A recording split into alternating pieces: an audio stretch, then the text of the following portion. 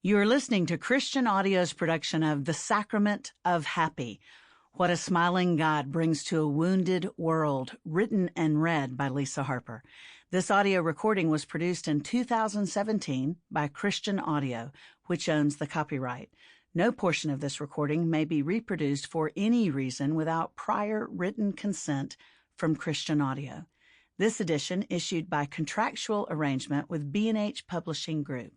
Originally published in English as The Sacrament of Happy. Copyright 2017 by Lisa Harper. All rights reserved. Please visit christianaudio.com, facebook.com/Christian Audio, or twitter.com/Christian Audio to offer your impressions of this work and to explore additional titles.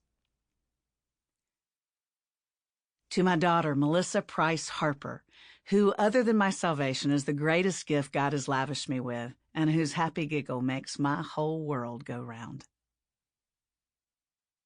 The general definition of sacrament is a visible sign of inward grace, which in communities of faith most often refers to Holy Communion or the Eucharist. However, in the broadest understanding, a sacrament is a gift bestowed by God, and in that case, happiness is absolutely a sacrament, a visible, sometimes even audible sign of inward grace. Chapter 1. Is happy even holy? Every man, whatsoever his condition, desires to be happy. St. Augustine. A few years ago, one of my dear friends, Sheila Walsh, and I were invited to walk the red carpet for the premiere of another friend's movie. But don't picture a typical red carpet premiere seen on television or in magazines.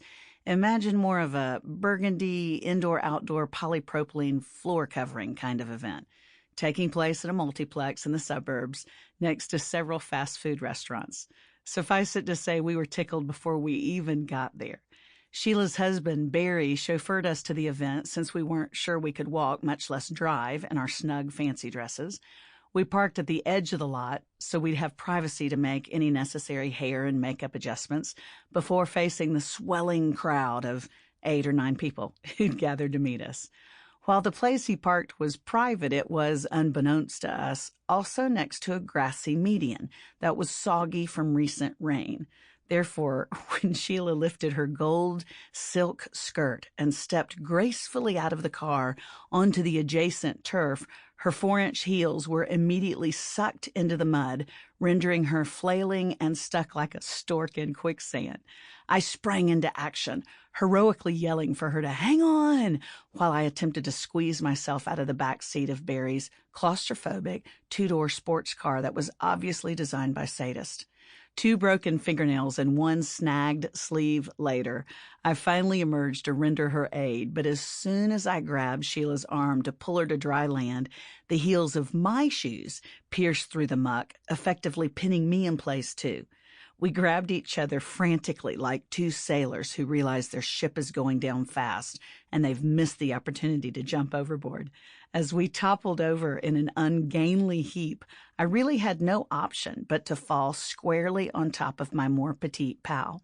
After much futile slipping and sliding, we began laughing hysterically and momentarily lost the ability to stand, even had we been able to find some leverage. At which point, from somewhere underneath me, Sheila squeaked, "Help me! I'm peeing and I can't stop!" Sheila and I were together at a conference recently and got to regale some new friends at dinner afterward with the silly story of our pee-tastrophe, which lit the fuse for others to tell their most embarrassing stories. After much communal hilarity, the woman sitting next to me leaned back into her chair and said with a sigh, "Wow, those were happy times, weren't they?" As everyone around the table smiled and nostalgically agreed, I found myself thinking, why do we tend to speak of happy in the past or future tense, like "those were happy times" or "won't we be happy when," as if happy were some fleeting, ephemeral state that we can only reminisce about or pine for? I then found myself pondering the concept of happiness further.